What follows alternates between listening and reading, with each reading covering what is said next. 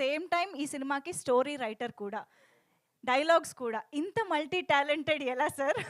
అసలు స్టోరీ రాయడం ఎలా జరిగింది? అందులోనూ 'కృష్ణలీలని' సినిమాగా మార్చడం ఎలా జరిగింది? మీ నుంచే మొదలు పెడదాం సార్ ప్లీజ్.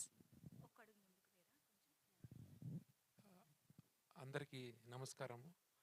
గంగాధర్ శాస్త్రి గారికి, చోటకాయ నాయుడు గారికి, దేవన్కి, ఇక్కడికి వచ్చిన మా ఫ్రెండ్స్ అందరికీ నా ప్రత్యేకమైన నమస్కారాలు. మోర్ ఇంపార్టెంట్లీ అండ్ దీన్ని పుష్ ఫార్వర్డ్ చేయడానికి వచ్చిన కార్తికేయ, నిఖిల్ గారికి very many thanks. Thank you so much. ఇది మనము అనుకున్నది కాదు, ఇది జరిగింది, అది వాస్తవం. Okay, and everything happened because it's a design that has to happen, it happened అంతే.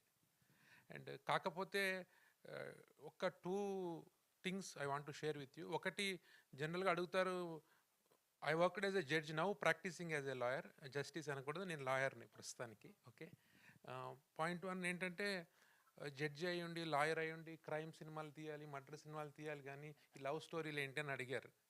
But I want to tell you one thing.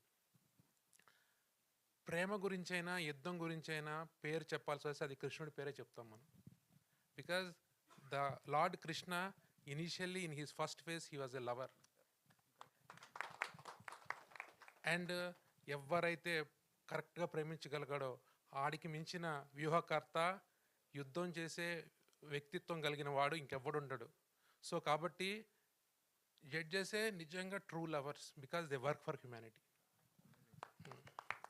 So because it's a film, basically every story is meant to inspire human life, advanced civilization, and we cannot teach all these things through a film, and we have chosen a cinematic drama through a love film. That's the basic reason.